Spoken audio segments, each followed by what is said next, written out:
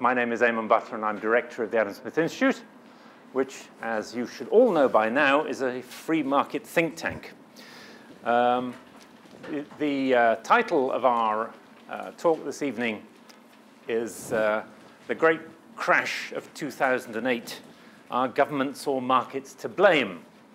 Some of us think this must be a trick question because we know the answer. But to do that, firstly, can I ask you just to put your mobile phones onto silent in case anybody has one, just so we're not interrupted. To discuss this rather one-sided question, we have Professor Deepak Lal, a good friend. He's the Professor of International Development Studies at the University of California at Los Angeles. Spends about half the year in London, the warm half, I think, in London, where he's Professor Emeritus of Political Economy at University College London.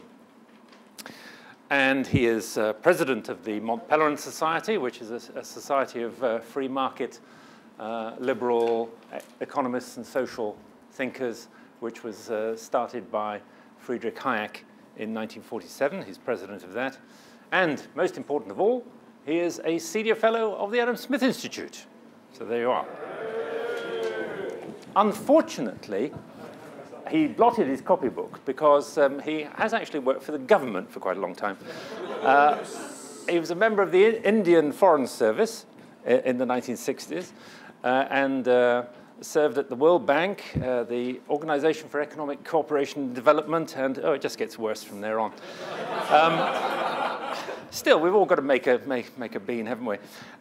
He's the author of a number of books. I think probably the best known is The Poverty of Development Economics, but he's written other books on culture, politics, and long-term economic performance, and one which particularly struck me called Reviving the Invisible Hand. So to talk to us today on the great crash of 2008, Are Governments or Markets to Blame? I'm very pleased to welcome on your behalf Professor Deepak Lal.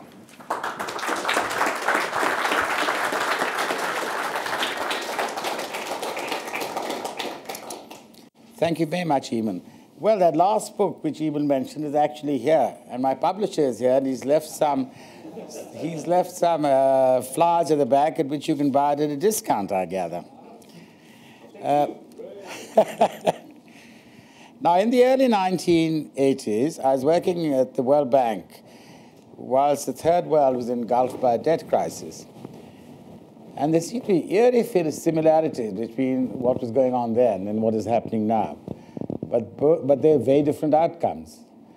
And a good way of getting back into this, to looking into this whole question, is to ask why. Now, first, both the 1980s debt crisis and the current one, they've arisen. The proximate cause, if you like, is because there was a surplus of savings in a number of countries. In the 1970s, with the oil producers, and of course they're back again. And today, it's the Asian economies and commodity exporters. And in both cases, these saving surpluses were recycled to the international banking system. Second, in both cases, highly liquid banks imprudently funnel cheap credit to unworthy creditors, uncreditworthy borrowers. In the 1970s, it was the fiscally challenged and inflation-prone countries of Latin America and Africa. In the 1990s, it was the ninjas, those with no income, no jobs, no assets, who got subprime mortgages in the US, in many, many states, including California, where I spent half the year. Third, in both cases, there was a rise in commodity prices and a worsening of the terms of trade of OECD countries, which posed to their central banks as the dilemma of stagflation, having in both cases abetted and aided the earlier asset boom.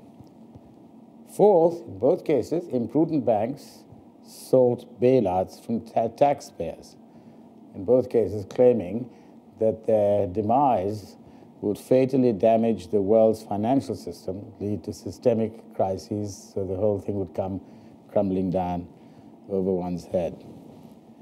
Now, I remember at the World Bank, there was a fierce argument about whether, in fact, the bank and the fund should bail these people out. Fortunately, I think some of us succeeded in persuading the powers that be that, in fact, this was, this was a crisis of imprudent lending. There was no reason to bail out the banks. And ultimately, if they went to the wall, that would be that, no systemic crisis. And that, of course, is what happened. A long cat and mouse game. When the banks finally accepted, they accepted substantial write-downs. They sacked the imprudent managers, and the shareholders suffered large losses. No great systemic crisis. The world's financial system still emerged, seemed fine. Now contrast that with what's happened today. Well, the Western financial system seems to be dissolving before our eyes, with the US Fed now has an ever-expanding balance sheet. Bailouts are not the exception but the norm.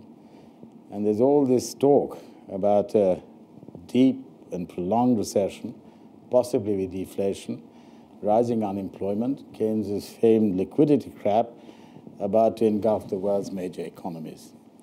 So what explains this difference in outcomes? Now, it can't be the favorite culprit, including my friend Martin Wolf, global imbalances.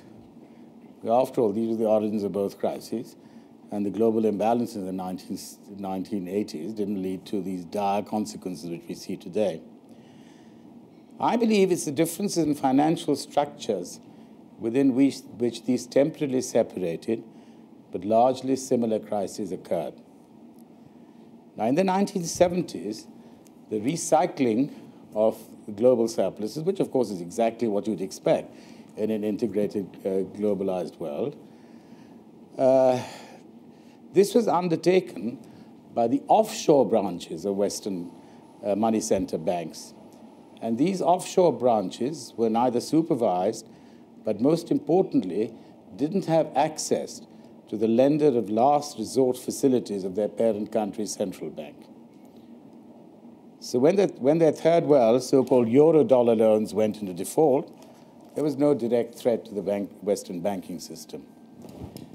Now, the present crisis has occurred in a radically different financial structure. And this is the rise of universal banks, which were, of course, common, and in fact, were part of the cause of the 1920s financial crisis leading to the Great Depression.